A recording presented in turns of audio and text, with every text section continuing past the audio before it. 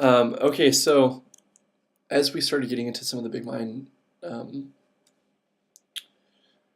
working, um, I was quite taken aback by um, what I perceived as some grandiosity in the claims that Genpo Roshi was making about his technique. So apparently, this approach to interacting with one's voices in their mind is one that Genpo Roshi has been pioneering since about 1997. I think that's the year when it started. And since then, he said that there have been um, five major breakthroughs in the way that he models this approach. And according to him, just the fifth of these five major breakthroughs occurred last week when he was on a retreat with five other students in Maui.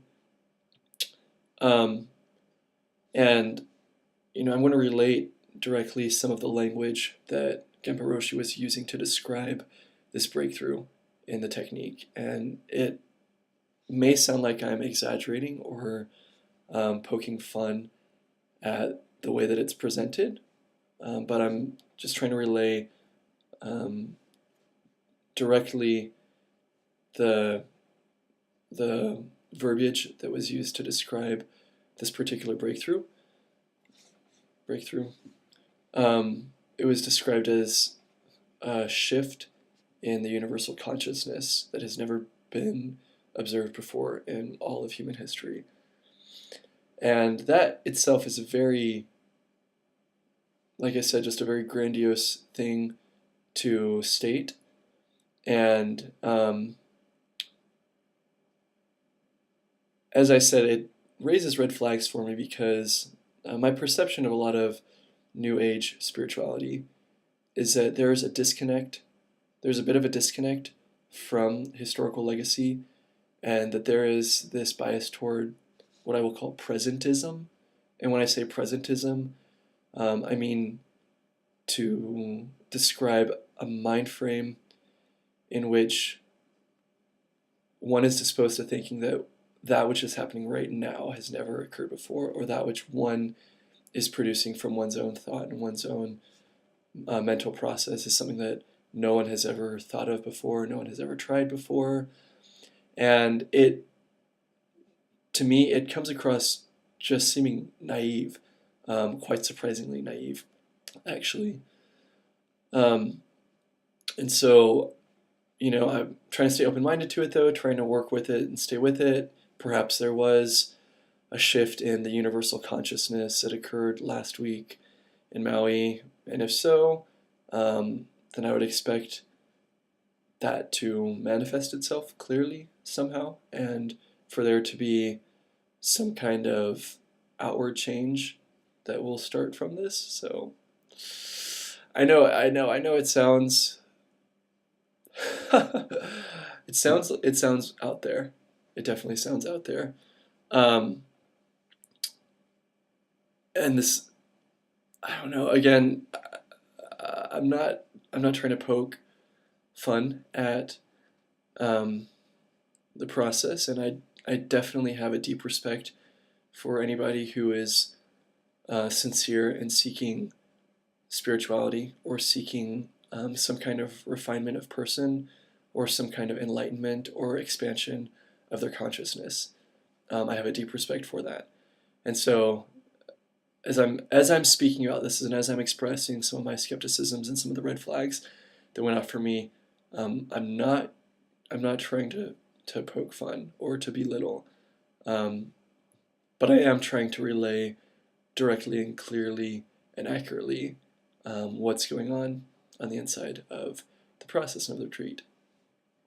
So one of the other red flags that was raised for me was when Genpo Roshi was describing the inspiration behind the process, and he was describing the consciousness of the whales and of the dolphins surrounding Maui, and how he doesn't think that it's a coincidence that this breakthrough occurred on an island that is surrounded by whales and dolphins, because the consciousness of the whales and dolphins are urging humanity toward a higher state of consciousness.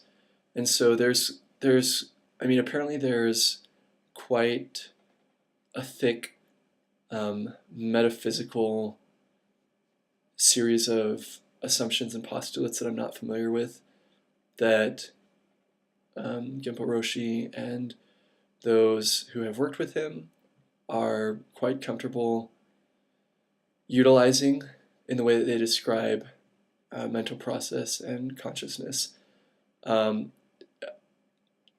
It's new to me, and it seemed pretty out there. And like I said, it just seemed pretty new agey, rather than being grounded in rigorous traditionalism of Eastern philosophy, and of a Buddhist way.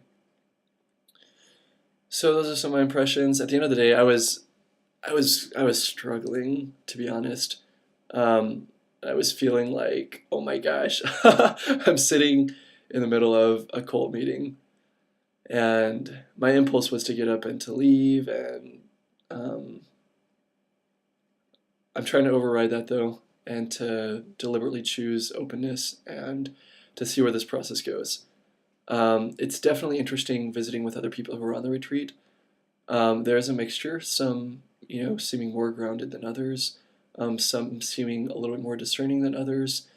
One thing that I am taking away from this is the very real human desire to seek understanding and to seek a higher grade of consciousness and to seek enlightenment and to seek spirituality. That's something that is very clearly coming through from the other participants on this Bodhidharma retreat. And it's something that to me is very admirable. It's a very fascinating aspect of the human psyche, that there would be that very real and deep-seated longing to pursue something that we would identify as spirituality. And so I am choosing to be open and to interact with the people who are on the retreat on their own terms, and to try and understand as graciously that which is occurring on the retreat. So there you go. Those are my paraphrasings of what's going on day one. Here we go for day two. Let's see what happens. All right, take care. Thanks. Bye.